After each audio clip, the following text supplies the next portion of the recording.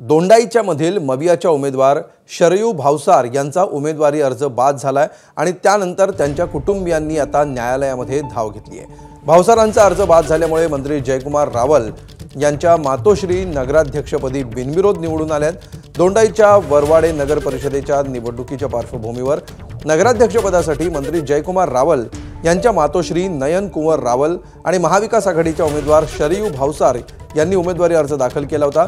मात्र काल महाविकास आघाडीच्या उमेदवार शरयू भावसार यांच्या उमेदवारी अर्जावर भाजपकडून आक्षेप घेण्यात आला होता। शरयू भावसार यांचे वडील ॲडव्होकेट एकनाथ भावसार यांची घरपट्टीची थकबाकी असल्याचं कारण पुढे करत त्यांचा उमेदवारी अर्ज बाद करण्यात आला।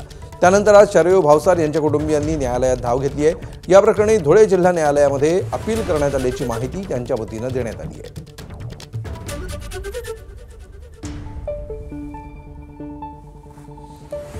आणि त्यामुळे अर्ज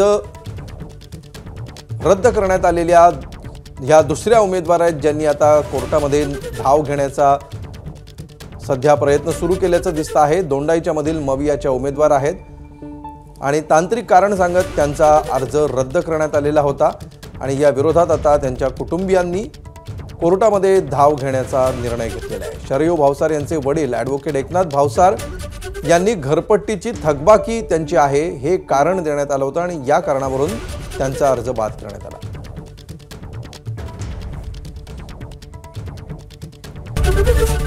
एबीपी माझा, उघडा डोळे बघा नीट।